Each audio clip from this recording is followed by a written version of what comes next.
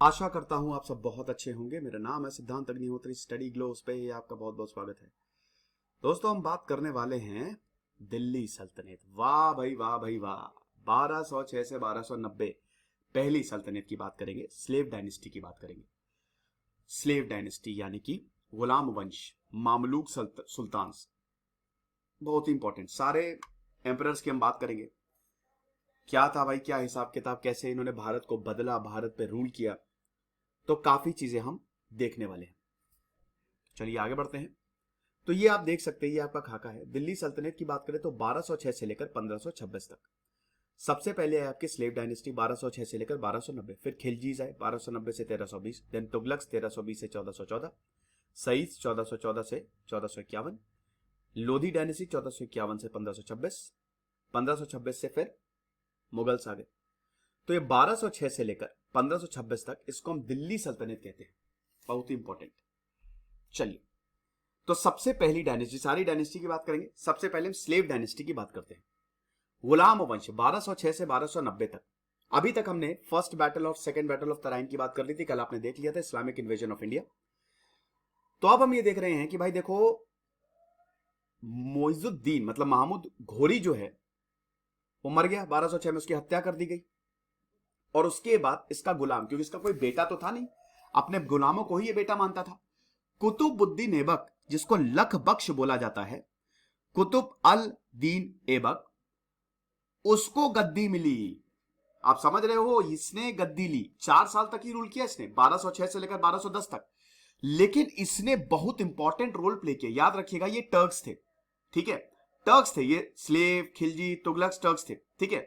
तो हम ये देखते हैं कि बहुत इंपॉर्टेंट रोल प्ले किया इसने। देखिए हिस्ट्री में क्या होता है ना, हिस्ट्री में दो चीजें, एक करेगा कंसोलिडेट, इकट्ठा करेगा, और दूसरा एक्सपैंड करेगा। तो अभी कंसोलिडेशन चलेगा। और एक्चुअली में वैसे स्लेव डायनेस्टी को कंसोलिडेट किया, मतलब हर किसी को कंसोलिडेट एक जगह एकत्रित किया बलबन ने। स्लेव डायनेस्टी का सबसे तगड़ा रूलर आया बलबन, जिसने भारत को बदल के रख दिया। मंगोल्स का इन्वेजन बार बार होता था, बलबन ने बोला तुम्हारी ऐसी की तैसी, रुको अभी बताते हैं। तो कुतुबुद्दीन ऐबक को लख बख्श भी बोला जाता है, याद रखिएगा। ऐसा बोला जाता है कि काफी दयालु था, काफी एबल रूलर था ये। He was a true leader. Adhai जिनका झोपड़ा और कुतुब मीनार जो है, याद रखिएगा, कुतुब मीनार फाउंडेशन स्टोन इसने रखा, बनवाना इसने शुरू किया, ये चीज है। और पहला सुल्तान बना ये दिल्ली सल्तनत। लख बख्श, इसको गिवर ऑफ लैक्स, मतलब बहुत दानी था ये, बहुत दान देता था। तो वही है, ये है 1206 से 1290। आप देखिए ये जो रूल है कितना फैल गया है। बलबन का इसमें सबसे बड़ा योगदान है। दिल्ली ही कैपिटल थी, लेकिन कोई भी इनसे लड़ नहीं पाया, कोई भी, क्योंकि again they were very trained. Iltutmish की बात करते हैं, लेकिन कुतुबुद्दीन ऐबक के बारे में मैं आपको बताना चाहूंगा। ये तो ऐसा नहीं है कि मैं इन डिटेल बात करते हैं कुतुबुद्दीन ऐबक की। कुतुबुद्दीन ऐबक जो है वो एक स्लेव था। इसका जो जन्म है तुर्किस्तान में ही हुआ था, और इसको खरीद लिया गया था। निशापुर में इसको रेस किया गया और खरीद लिया गया। महमूद घोरी की जब ये सेना में आया तो महमूद घोरी वॉज वेरी मच इंप्रेस्ड। आप समझिए कि महमूद घोरी ने इसको आमिर आखूर बना दिया। ये एबल रूलर था और न्यायप्रिय था, और ऐसे लोगों की बहुत ज्यादा जरूरत होती है जो करप्ट ना हो। तो इसीलिए महमूद ऑफ घोर जो है बड़ा खुश हो गया कि अरे यार क्या बढ़िया आदमी है ये तो स्लेव्स को भी मैनेज करने के लिए, याद रखिएगा, स्लेव गुलाम। यूरोप की स्लेवरी अलग है। यूरोप में जो स्लेवरी हुई, जो अभी बाद में शुरू होगा, बहुत बाद में, स्लेव ट्रेड, हालांकि अरब्स तो आए गए हैं, तो अरब्स ने, वैसे स्लेवरी के ओरिजिनल जनक अरब्स हैं। अरब ने अफ्रीका को स्लेव मतलब यहां स्लेवरी शुरुआत की, और बाद में इसका ट्रेड करना शुरू कर दिया। और यूरोपियंस ने फिर ऐसा जबरदस्त इससे मुनाफा कमाया कि क्या बताएं भाई। आदमियों को खाली एक प्रोडक्ट समझा जाता था, बस प्राइस टैग, एक काला अध्याय है। लेकिन भारत की स्लेवरी थोड़ी अलग थी। यहां पे स्लेव्स ऐसे गुलाम नहीं थे, यहां पे स्लेव्स को इज्जत दी जाती थी, और अगर तुम्हारे अंदर काबिलियत है तो तुम आ जाओ। यस, कुतुबुद्दीन ऐबक एक स्लेव था। महमूद घोरी कोई राजा थोड़ी ना था, ये महमूद घोरी का बेटा थोड़ी ना था। तो इसने मास्टर ऑफ स्लेव, सबसे पहले ये बना master of slave. Military commander था ये।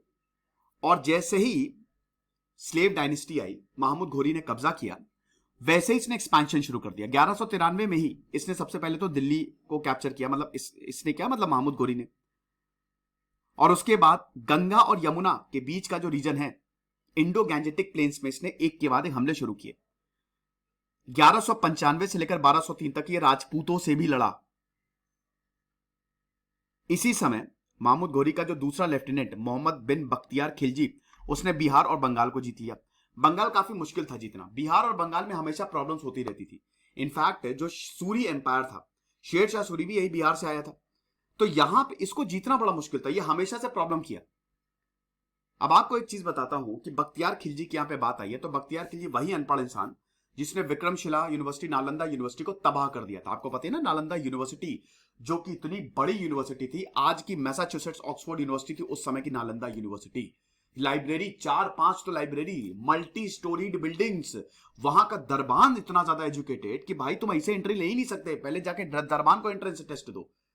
इतना ताकतवर, इतनी शानदार यूनिवर्सिटी नालंदा यूनिवर्सिटी, लेकिन वो बख्तियार खिलजी ने जला दी। इतनी किताबें, लाख से ज्यादा किताबें जल के खाक हो गई। खजाना हमारा जल गया। पता है क्यों? जलन में। बख्तियार खिलजी, ये कहानी है। और सबसे बड़ी बात है कि बिहार में एक टाउन है बख्तियारपुर, बख्तियार खिलजी के नाम से। तो बख्तियार खिलजी ऐसा था, ये याद रखिएगा, खिलजी से नहीं है ये, ऐसा आप ये मत समझिएगा कि ये अलाउद्दीन खिलजी वाला ना। खिलजी सल्तनत अलग है, वो बाद में आएगी, खिलजी डायनेस्टी वो तो 1290 में आएगी। ये इसका जनरल था। तो इसने क्या किया, एक बार ये बहुत बीमार पड़ गया। तो भाई अब ये क्योंकि पक्का इस्लाम का फॉलोअर, तो मूर्ति पूजन से सख्त नफरत, जिहाद तो फैलाना ही था। लेकिन सारे नीम हकीम आके इसको कुछ असर ही नहीं हो रहा था दवा का।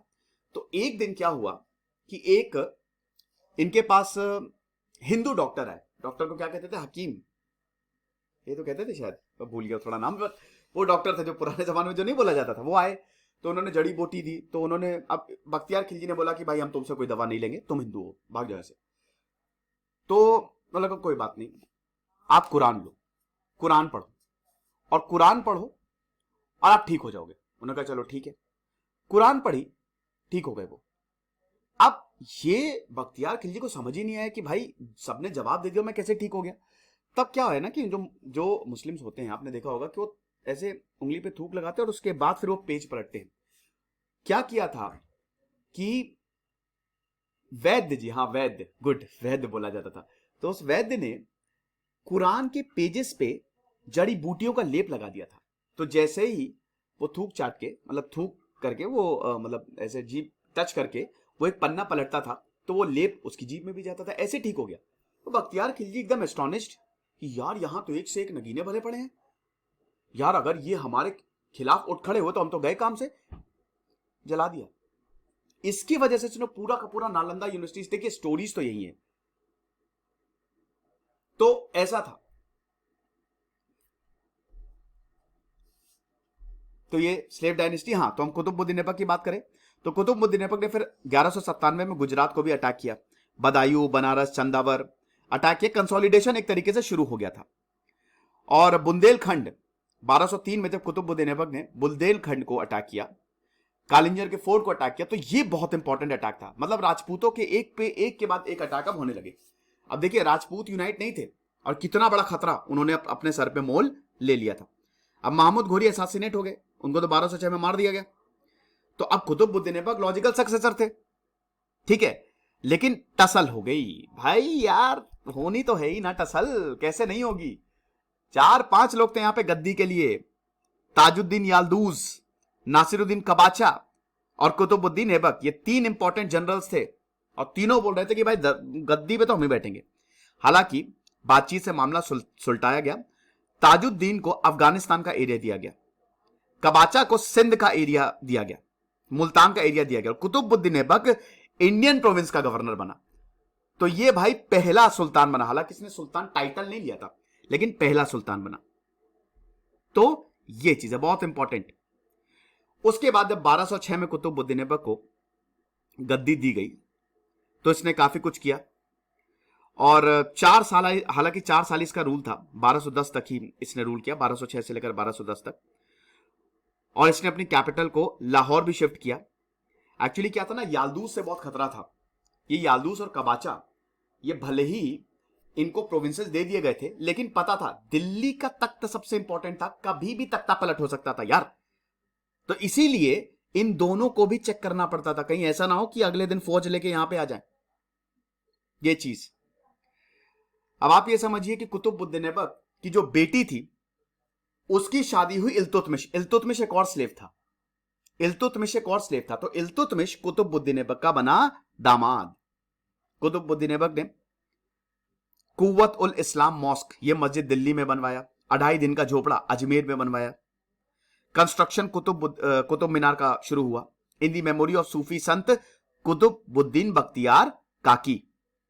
ये चीज है। हालांकि फिनिश जो है, ये कुतुब मीनार को फिनिश जो है, ये इल्तुतमिश नहीं कराया जब कुतुबुद्दीन ऐबक मरा। तो ये चीज है। उसके बाद आता है इल्तुतमिश। 1210 में आया इल्तुतमिश। अब इल्तुतमिश ने सुल्तान का टाइटल लिया। प्रॉपर पहला सुल्तान इल्तुतमिश था। 1210 से लेकर 1236 तक इल्तुतमिश का रीन था। बहुत ही इंपॉर्टेंट। कुतुबुद्दीन ऐबक मरा क्यों? क्योंकि पोलो खेल रहे थे, चौगन, और गिर गए, इंजुरी हुई, मर गए।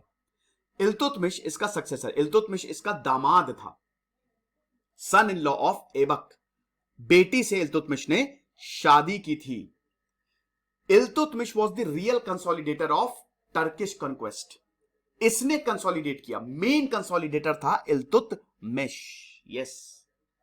अटेंशन क्या थी? मेन चीज क्या थी कि पूरे के पूरे नॉर्थ वेस्ट को सबसे पहले अपने हाथ में लो। देखिए, मंगोल्स का भी यहां पे इन्वेजन हुआ था। इल्तुतमिश के ही समय चंगेज खान यहां पे आ गया था। इनके हाथ पैर फूल गए थे। ऐसा बोला जाता है कि इल्तुतमिश को यह तंगा दिया जाता है कि भाई इल्तुतमिश तो हरा दिया। एक्चुअली में हराया नहीं, यहां पे चंगेज खान आया ही नहीं भारत। अब ये पक्के तौर पे कोई कुछ नहीं कह सकता कि आखिरकार चंगेज खान आया क्यों नहीं। इल्तुतमिश, अभी हम स्टोरी पे आते हैं। इल्तुतमिश की बात करें तो ये भी एक स्लेव था और इलबारी ट्राइब से आता है, ये तुर्किस्तान से ही आता है। इसको भी खरीद लिया था। ये जितने भी थे ना, ये सब स्लेव्स थे, इनको खरीदा बेचा गया था ऐसा। तो कुतुबुद्दीन ऐबक ने ही इसको खरीदा था और उसके बाद ऐबक को इसने बहुत ज्यादा इंप्रेस किया। काफी एक्सपेडिशन जो थी उसने साथ दिया इसका। और इल्तुतमिश को 1206 में जैसे ही कुतुबुद्दीन ऐबक आया, उसको पावर मिली, इल्तुतमिश को तुरंत बदायूं का गवर्नर घोषित कर दिया। और जैसे ही कुतुबुद्दीन ऐबक का देहांत हुआ, इल्तुतमिश ने ही बिकेम द सुल्तान। लेकिन सुल्तान के लिए खलीफा की परमिशन की जरूरत पड़ती थी। खलीफा सबसे बड़ा पद होता था, कैलिफेट्स।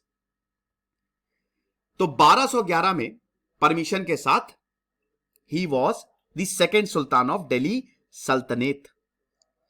अब इल्तुतमिश दिल्ली के तख्त पे तब बैठा तो भारत में बहुत बड़ी क्राइसिस थी भाई, काफी डिफिकल्टीज थी, क्योंकि इधर कुतुबुद्दीन ऐबक ने तो अपना कारवां बस शुरू किया था यार। अभी तो बहुत बड़ी प्रॉब्लम्स आने वाली हैं। इसने जंग छेड़ दी एक तरीके से। अभी राजपूत पूरी तरीके से हारे नहीं है, वो बस एक मौका देख रहे हैं। जरा सा मौका मिलेगा उठ खड़े होंगे। इल्तुतमिश ताउम्र लड़ता रहा।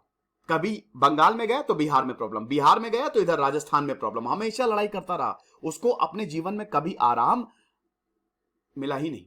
जैसे ही इल्तुतमिश आया, अगेन याल्दोस को अफगानिस्तान का एरिया दिया था, उसने विद्रोह कर दिया कि अब तो ऐबक गया, अब तो हम तुमको मारेंगे।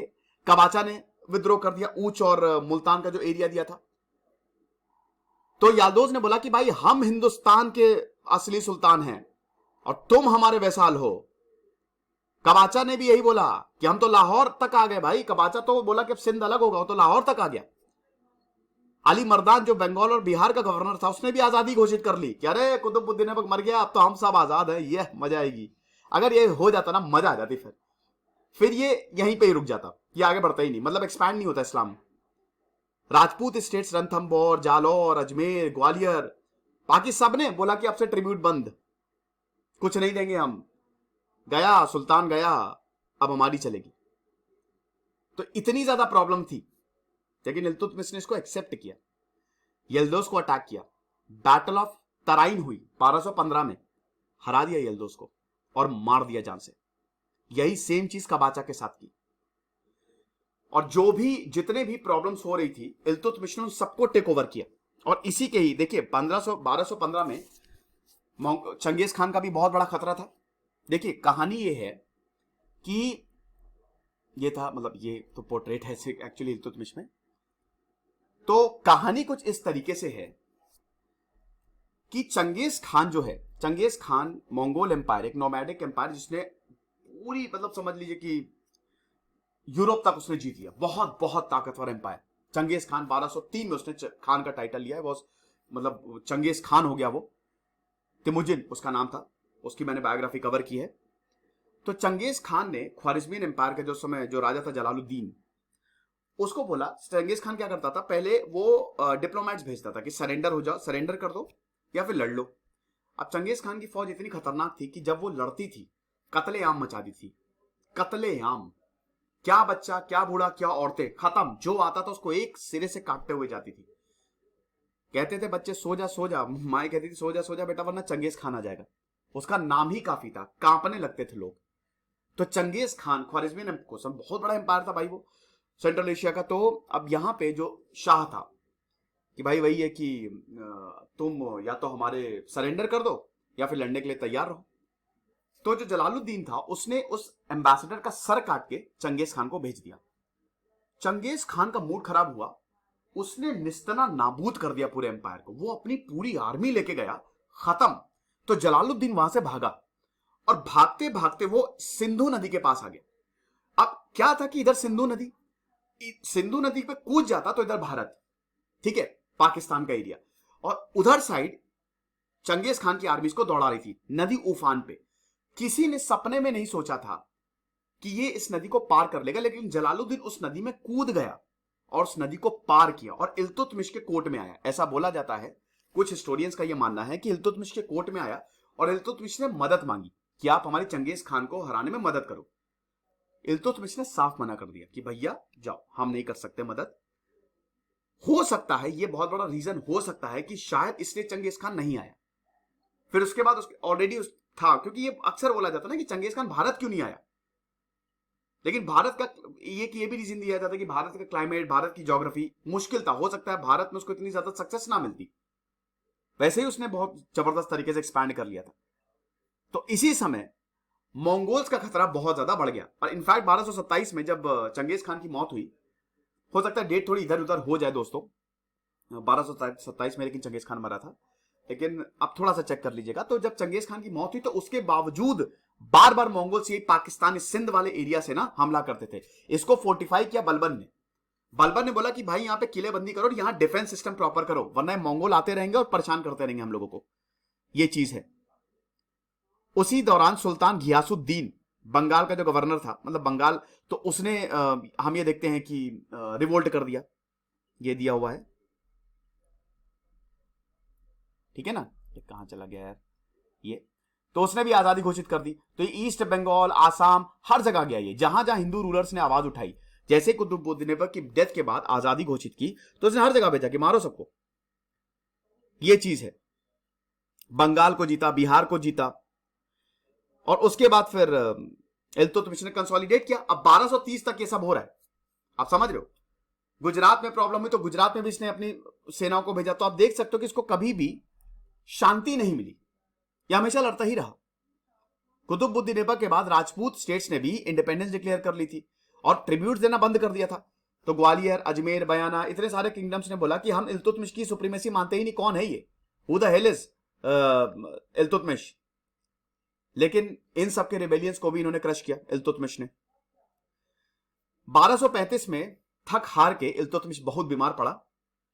इल्तुतमिश का एक बेटा था, इल्तुतमिश के बेटे थे, लेकिन इल्तुतमिश ने अगला रूलर बनाया रजिया सुल्तान को। मरते मरते अपनी बेटी को नॉमिनेट कर गया। रजिया सुल्तान भारत की क्या, इतिहास की पहली महिला सुल्तान हुई है, ये फर्स्ट फीमेल। तो भाई रजिया सुल्तान ने कमाल का काम किया, गजब की military skills, secular, highly educated, और इनका जो वर्चस्व था शानदार। रजिया सुल्तान की कहानी तो भैया कमाल की है। इल्तुतमिश की बेटी थी रजिया सुल्तान और इल्तुतमिश की फेवरेट, पापा की परी। इल्तुतमिश रजिया सुल्तान को बहुत बहुत प्यार करता था, जान से भी ज्यादा प्यार करता था, वही पापा की परी टाइप। आखिरी एक्सपेडिशन में इसने बयानों को अटैक किया और उसके बाद काफी बीमार हुआ और मर गया। और फिर रजिया सुल्तान आई। अब भैया रजिया सुल्तान एक और खतरनाक। अच्छा एक चीज इसमें और बताना भूल गया मैं, तो इल्तुतमिश के एडमिनिस्ट्रेशन, यहां पे इसको लिखना चाहिए था कंटेंट राइटर को, आप लिख लीजिएगा, ये थोड़ा सा इंपॉर्टेंट है। इल्तुतमिश ने ना कुछ चीजें की थी। सबसे पहले उसने तुर्काने चहलगंज ग्रुप ऑफ 40 स्लेव, देखिए नोबेल्स का काफी ज्यादा प्रभुत्व बनेगा। एक्चुअली क्या हुआ, होता क्या था कि ये जो नोबेल्स होते थे बड़े खतरनाक होते थे, बड़े बेकार टाइप के लोग होते थे। ये तुर्काने चहलगंज लिखा हुआ है यहाँ पे, तो ये तुर्काने चहलगंज जो थे ग्रुप ऑफ, वही मैंने बताया ना, ये नोबेल्स जो होते थे ये आज के आईएएस ब्यूरोक्रेट्स, ये क्या करते थे ना, ये बाद में इन्होंने किंग मेकर हो गई। आप समझिए अभी इल्तुतमिश के बाद इल्तुतमिश को लगा कि मैं अपने नोबेल्स रखूंगा। बेटा राजा बनना नहीं, राजा बनाने वाला मेन होता है। असली पावर राजा बनाने वाले के हाथ में हो, क्योंकि वो कभी भी बदल सकता है, चाहे वो के कामराज हो, चाहे वो चाणक्य हो। भाई असली पावर तो राजा बनाने में है। अभी मैं आपको बताऊंगा आगे कैसे खेल हुआ ये। रजिया सुल्तान को इन्हीं नोबेल्स ने मरवा दिया, षड्यंत्र रच के। और ये इल्तुतमिश ने अपने ही नोबेल्स बना लिए। इन्होंने 40 बेस्ट स्लेव्स को चुना, जिसको तुर्काने चहलगंज बोला गया था। ये 40 स्लेव्स थे और यही चीज थी कि अच्छा ठीक है। इल्तुतमिश ने लीगल क्लेम दिल्ली सल्तनत में 1229 पे, जब इन्होंने बहुत रिक्वेस्ट की कि हमको सुल्तान बना दीजिए, तो भाई सुल्तान बन गए ये, फिर और क्या, क्योंकि भाई ये स्लेव्स थे ना, तो एक स्लेव कैसे सुल्तान हो सकता है। लेकिन खलीफा ने ये उपाधि दे दी। उसके बाद इल्तुतमिश ने 2 कॉइन्स भी चलाए, तंका और जित्तल।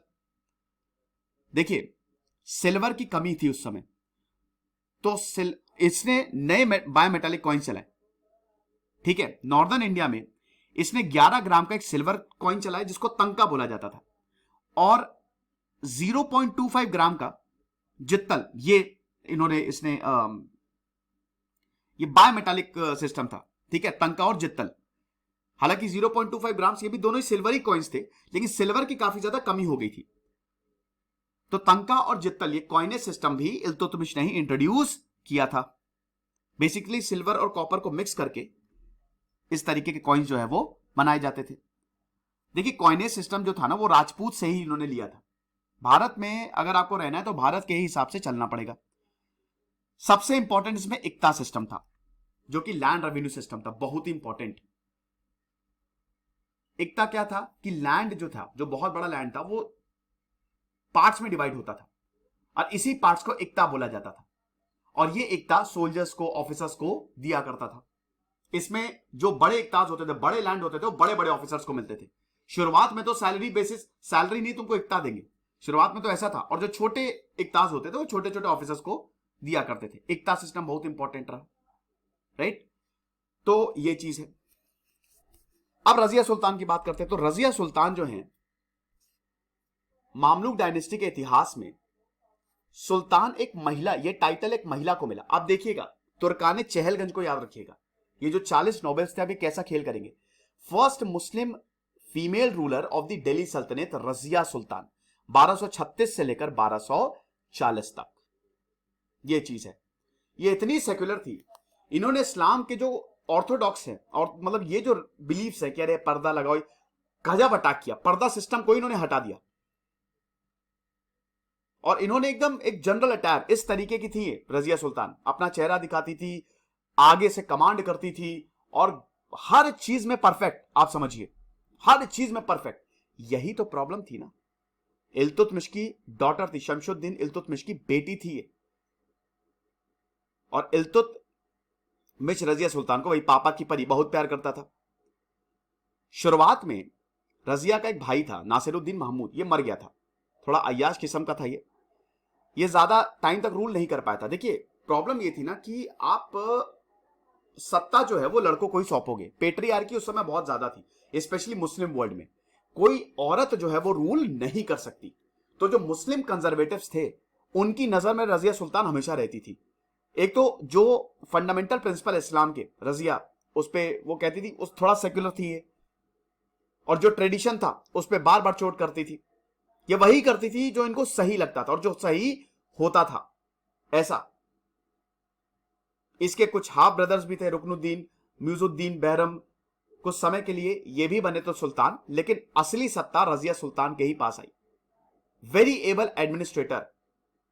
नासिरुद्दीन महमूद जो है वो 1229 में मर गया था, 1229 कॉमन एरा में मर गया था। वो सॉरी, राजा नहीं बना था नासिरुद्दीन महमूद, ये वो वाला महमूद नहीं जो अभी आएगा, वो दूसरा है। तो वो बेटा था इल्तुतमिश का। तो अब इल्तुतमिश के पास ज्यादा कुछ था नहीं, ऑप्शन थे नहीं। हाफ ब्रदर्स थे, हाफ ब्रदर मतलब दूसरी पत्नी से। तो वो इल्तुतमिश उन पर भरोसा नहीं करता था, लेकिन रजिया से बहुत ज्यादा प्यार करता था। तो रजिया को इल्तुतमिश मरते मरते रजिया को अपना उत्तराधिकारी बना गया। That's it.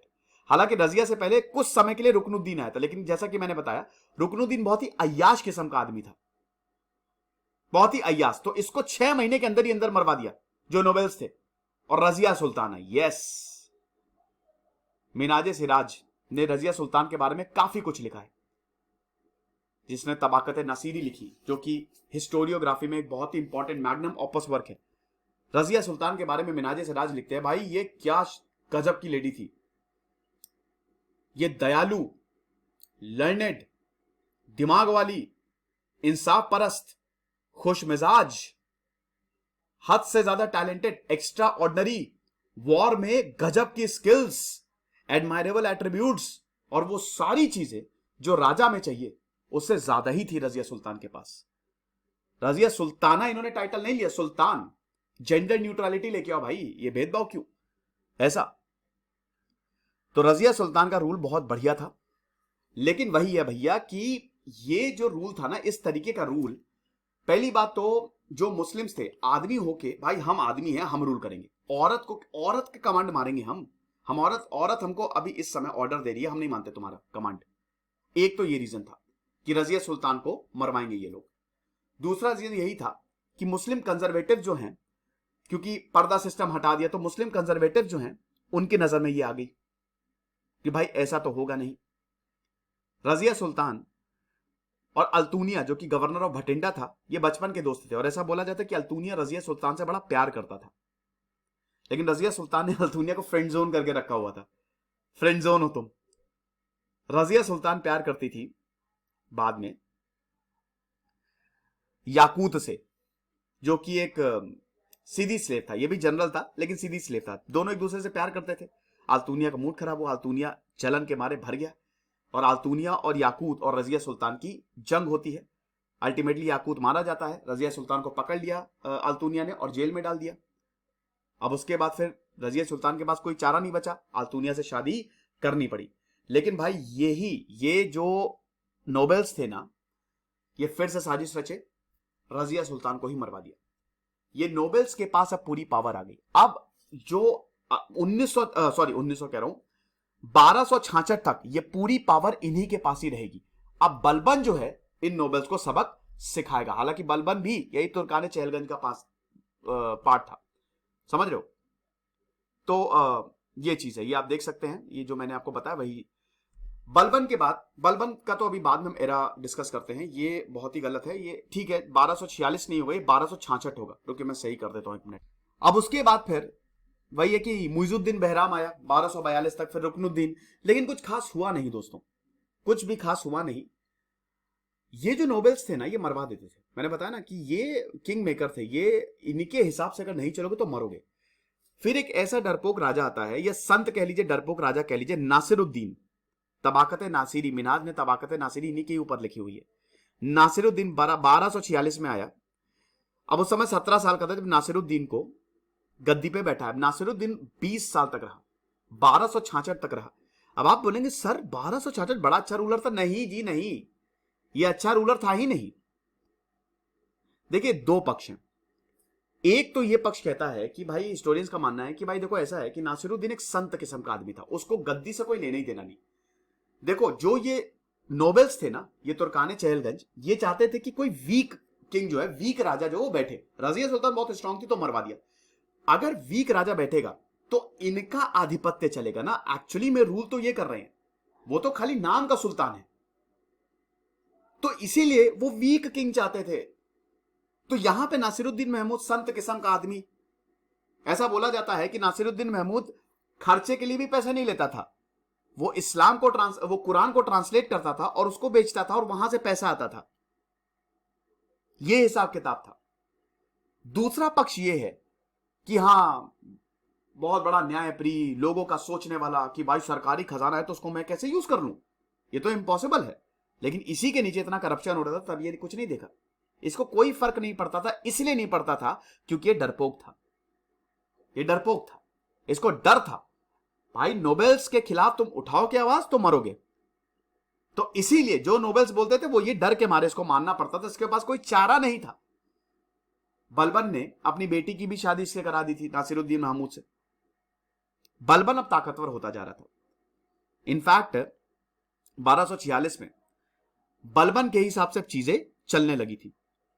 बलबन की भी कहानी बहुत बढ़िया है। बलबन की कहानी इसलिए बढ़िया है, उससे आप काफी सीख सकते हैं। बलबन तुर्काने चहलगंज में सबसे आखिरी था, 40वां था, रैंकिंग के हिसाब से होता था ना। लेकिन उसने धीमे धीमे सबको पछाड़ के वो ऊपर आया और अपने जो 40 खत्म कर दिया। तो सबसे पहले बलबन ने पता है क्या काम किया? सबसे पहले तुर्काने चहलगंज को मरवाया कि इनको मरवाओ, ये बार बार तख्ता पलट करते हैं ना, ये चीज है। तो नासिरुद्दीन सरकार कैसे चल रही है, एडमिनिस्ट्रेशन कैसे चल रहा है, कोई फर्क पड़ता ही नहीं था उसे, कुछ नहीं। 1266 में नासिरुद्दीन गया, बलबन आया, घियासुद्दीन बलबन, दिल्ली सल्तनत मतलब स्लेव डायनेस्टी का सबसे ताकतवर सुल्तान, जिसने तगड़े से एक्सपैंड किया और अपनी अथॉरिटी को स्टैब्लिश किया। इसने बहुत सारे चेंजेस लाए। सबसे पहले क्या चेंजेस लाए? तुर्काने चहलगंज को मरवाया इसने कि ये 40 के 40 लोगों को अभी इसी वक्त मारो। बलबन के 6 अचीवमेंट है। सबसे पहले इसकी थ्योरी ऑफ किंगशिप। बलबन की थ्योरी ऑफ किंगशिप क्या कहती है कि भाई देखो, मैं ही हूं जो हूं, divine rights of the king. मैं जो बोलूं भगवान ने बोल दिया है वो। तो अब राजा जो है भगवान अपने आप को मान रहा है, सुल्तान अपने आप को भगवान मान रहा है और उसको पूरा सपोर्ट है। जितने भी संत महात्मा है, मतलब जो जितने भी मौलवीज हैं, जो भी मुल्ला, सब इसको सपोर्ट करते कि हाँ भाई बिल्कुल जो तुम जो बोल रहे हो वो। उसके बाद फिर ये रॉयल डिसेंट, ये ऊंचे कुल को बहुत ज्यादा मानता था। निचले कुल में इसका इतना, मतलब ये खुद तो वैसे एक स्लेव था, लेकिन अगर कोई नीचे कुल का आया है, जैसे ही बलबन आया, इसने क्या किया कि जो जो ऐसा इंसान था जो राजघराने से नहीं आ रहा है या जो निचले कुल में पैदा हुआ है, उनको सबसे पहले हटाया या मरवा दिया। ये ऊंचे कुल में बिलीव करता था कि हाँ, very good, restoration of Prestige. अभी सुल्तान खाली नाम का हो गया था। तीसरा, सुल्तान सिर्फ नाम का था कि सुल्तान क्या है एक्चुअली में। पावर तो तुर्काने चहलगंज के पास है, नोबेल्स के पास है, लेकिन इसने सुल्तान कितना ताकतवर हो सकता है यह दिखा दिया कि ना भाई, सुल्तान नाम का नहीं है, सुल्तान मतलब सुल्तान। पिक्चर भी आई थी सुल्तान। तो ये चीज है। आर्मी इसने रिस्टोर कराई, जबरदस्त तरीके से इसने अपनी आर्मी रिस्टोर कराई। डिफेंस सिस्टम मजबूत कराया ताकि मंगोल्स जो है वो अटैक ना कर सके। स्पाई सिस्टम, देखिए एक जो एबल राजा होगा वो सबसे पहले स्पियोनाज, स्पाई सिस्टम को मजबूत करेगा। जासूस, जैसे सम्राट अशोक भी जासूस छोड़ देते थे, वो पूरा अलग ही डिपार्टमेंट था ना। कौन सा डिपार्टमेंट था, याद है कि नहीं? तो यहां पे स्पाई सिस्टम को इसने दोबारा बोला कि भाई जासूस होने बहुत ज्यादा जरूरी है। मेरे देखे तो एडमिनिस्ट्रेशन में कौन क्या कर रहा है। रिवोल्ट्स को सप्रेस किया, साम दाम दंड भेद, कुछ नहीं कुछ नहीं। ये अगर कोई रिपोर्ट कोई बात नहीं करता था, ये सीधा आर्मी लेके जाओ, खत्म करो। और सबसे बड़ी बात, इसने बंगाल को जीता। बंगाल जो कि बहुत ही मुश्किल था उस समय, तुगरेल खान को हराया 1279 में और बंगाल को जीता। तो ये चीज है। तो इसका नाम था उलुग खान, याद रखिएगा, उलुग खान। बाद में इसको घियासुद्दीन बलबन बोला गया। ये था क्या, मतलब यही था। तो वही चीज है। ये तो इतनी ज्यादा इंपॉर्टेंट नहीं है, कहानी आप पढ़ लीजिएगा। लेकिन बलबन का मेन चीज सबसे इंपॉर्टेंट ये है कि इसमें तगड़ा था ये, अब इल्तुतमिश की तरह था। ठीक है। He was also born in Ilbari tribe, ये भी एक स्लेव था। और स्लेव ट्रेडर उस समय ख्वाजा जमालुद्दीन, उसको बेच दिया गया था, दिल्ली लेके आया और उसके बाद इल्तुतमिश ने इसको खरीद लिया। बहुत इंटेलिजेंट था। लेकिन तुर्कानी चहलगंज में जगह तो मिली, आईएस में रैंक आ गई इसकी, लेकिन सबसे पीछे रैंक आई। लेकिन अपने दिमाग की बदौलत ये सबसे आगे आ गया, सबसे आगे। रजिया सुल्तान बहुत ज्यादा इंप्रेस थी बलबन से। आमिर शिकारी, लॉर्ड ऑफ द हंट, इसको बना दिया गया। और अब ये किंग मेकर का, रजिया सुल्तान के जाने के बाद ही played the role of kingmaker, ये चीज है। मसूद शाह को हराया, बहरम शाह को हराया, नसीरुद्दीन महमूद को जो दिल्ली में थ्रोन मिली वो इसी की ही बदौलत मिली। ये बलबन ने कुछ चीजें इंट्रोड्यूस की। बलबन ने सबसे पहले तो सजदा और पाइबोस, कहते ना सजदा, सर झुकाना, पाइबोस फीट को किस करना, पैर को किस करना, अपनी सुपीरियोरिटी को दिखाने के लिए ये इसने शुरू किया ये चीज। उसके बाद ब्लड एंड आयरन वैसे बिस्मार्क बाद में लेके आया था, बलबन ने पहले ही ब्लड एंड आयरन, भाई ये पॉलिसी तो हमको अख्तियार करनी पड़ेगी। बलबन के जो मेथड्स थे, कई स्टोरीज में मतलब बहुत ज्यादा हार्श थे, अनडिजायरेबल थे। जैसे तुर्कान ने चहलगंज को मारा, भाई रूह कांप जाएगी आपकी।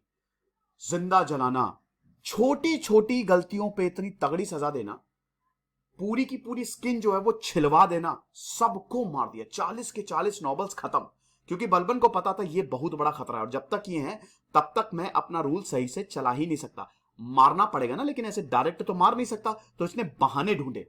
तुम गए वहां पे एक्सपेडिशन पे, सही से नहीं कर पाया, अबे इधर आओ, तुमको इसी की तैसी तुमको बताते हैं, फांसी दो इसे, गला काटो इसका।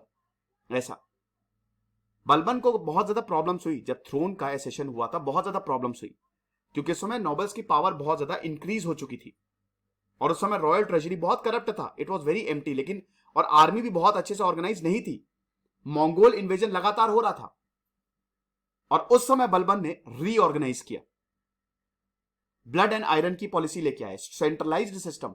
नोबल्स को तो एक ही था ना कि बस हमारी जेबें भरती रहे, बाकी लोग भाड़ में जाए, ये चीज है। इंटरनल और एक्सटर्नल डेंजर्स दोनों ही था, किनसे, नोबल से, तो नोबल्स को ही मरवाना शुरू कर दिया। इनफैक्ट आप समझिए कि इसने अपने कोर्ट में शराब नहीं पी सकते, जोक्स, कोई चुटकुला नहीं सुना सकते, हंस भी नहीं सकते, इनफैक्ट एक स्माइल भी नहीं कर सकते। ये चीज, स्पाई सिस्टम को उसने दोबारा रीऑर्गेनाइज करवाया, अपनी आर्मी को उसने दोबारा रीऑर्गेनाइज किया, इधर सिंध वाले एरिया को पूरा फोर्टिफाई किया ताकि बार बार ये मंगोल्स हमला ना कर सके। इमाम उल मुल्क को इसने दीवाने अरस, मिनिस्टर ऑफ वॉर का टाइटल दिया, मतलब चार्ज ऑफ द आर्मी, ये चीज है। तो ऐसा हिसाब किताब था। लॉ एंड ऑर्डर पूरी तरीके से चेंज हो गया था जब ये आया। काफी रिवोल्ट भी झेलने को मिले, बहुत सारे राजपूत जमींदार जो है उन्होंने फोर्स जो है वो डेवलप कर लिए थे, सरकार को डिफाई किया।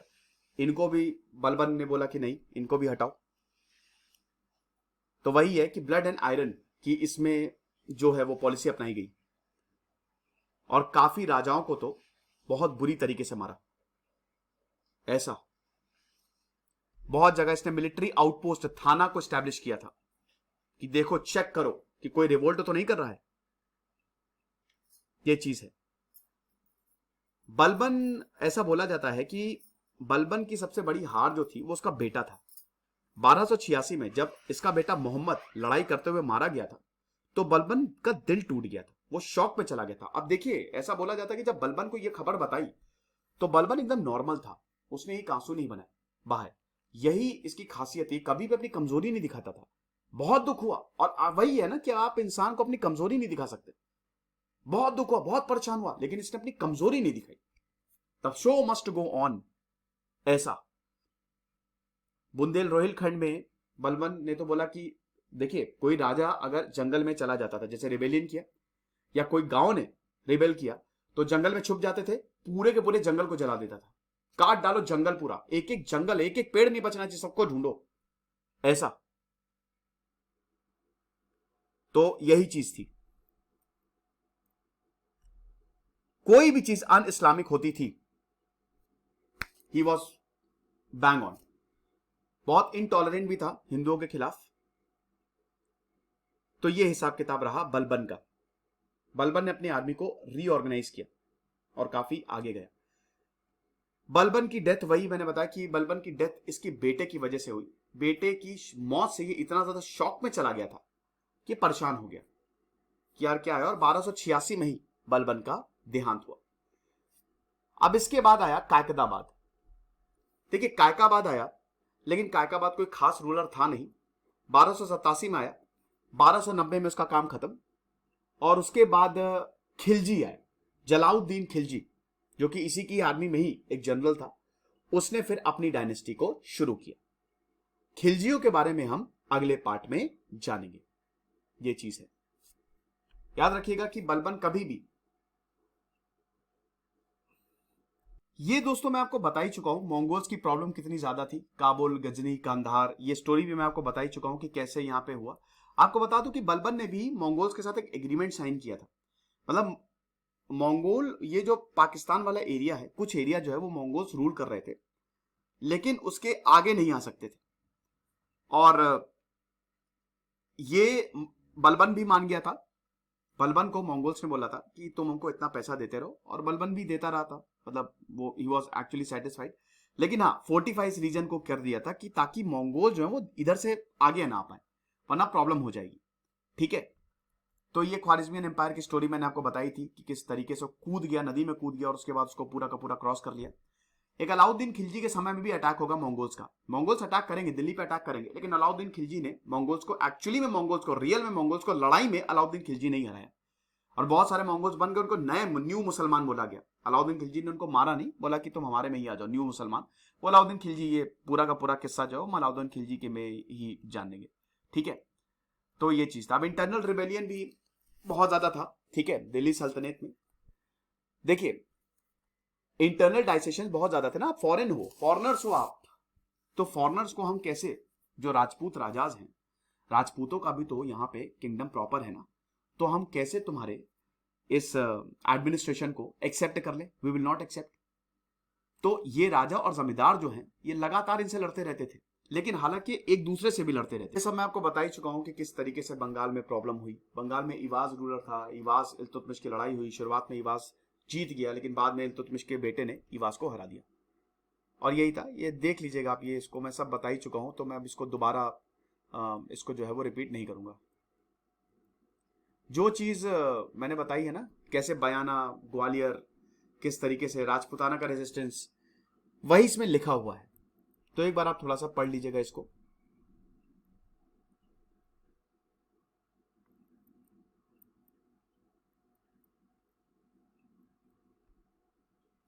Qutub Minar was built in which century? 13th century. So D is the correct answer. ये देख लीजिएगा, इसका एक्सप्लेनेशन भी प्रॉपर दिया ही गया है।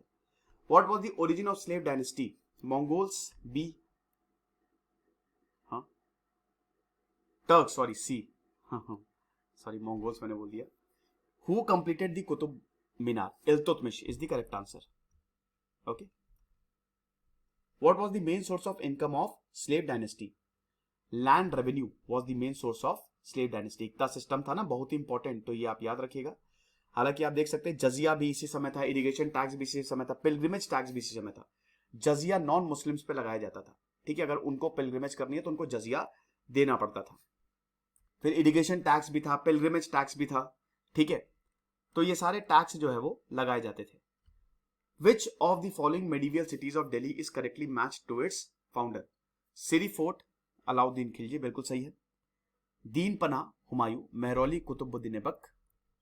इसमें तीनों ही जो शहर हैं वो सही हैं। अलाउद्दीन खिलजी बिल्कुल, सिरी फोर्ट, दीन पना, हुमायूं, और Mehrauli, Qutubuddin Aibak. Which of the following dynasty first introduced Mamluk architecture in India? Ilbari, B is the correct answer. Okay, slave dynasty को मामलूक डायनेस्टी या इलबारी डायनेस्टी बोला जाता है। इलबारी टर्क्स ट्राइब्स थे ये। Okay. Who among the following ruler has made a water tank reservoir near किलाए कूना? The correct answer is Iltutmish. तो ये जो वाटर टैंक था, ये किलाए कूना के पास इल्तुतमिश ने ही बनाया था, और यही है कि it was in the direction of Mecca, build by Humayun and Sher Shah between 1530 and 1545, जो वॉल थी किलाए कूना की। Which ruler of slave dynasty established the department of दीवाने अर्ज? बहुत आसान है, बलबन। ठीक है, तो बलबन ने दीवाने अर्ज, जो कि मिलिट्री अफेयर्स, इसका जो ये ऑफिस है वो बनाया था। Who among the following was the last ruler of the slave dynasty, D काकदाबाद। Who is known as the slave of a slave? The correct answer will be Iltutmish, C. Who among the following Tomar rulers is credited founding the city of Delhi? Anangpal is the correct answer, A. Anangpal ये Tomar ruler थे जिन्होंने दिल्ली एक proper defence system जो है वो बनाया था around the Delhi. Lal Kot जिसको बोला जाता था, बाद में पृथ्वीराज चौहान ने ये छीना इनसे। Before assuming the office of sultan of Delhi, Balban was the prime minister of Nasiruddin. A. याद रखिएगा कि इसमें सबसे ऊपर होता था वजीर, ठीक है। वजीर जो होता था, वजीर की जो पोस्ट होती थी, वजीर को उस समय प्राइम मिनिस्टर बोला जाता था। ये लेक्चर था दोस्तों। खुश रहिए, पढ़ते रहिए। इधर से सिद्धांत अग्निहोत्री साइनिंग ऑफ।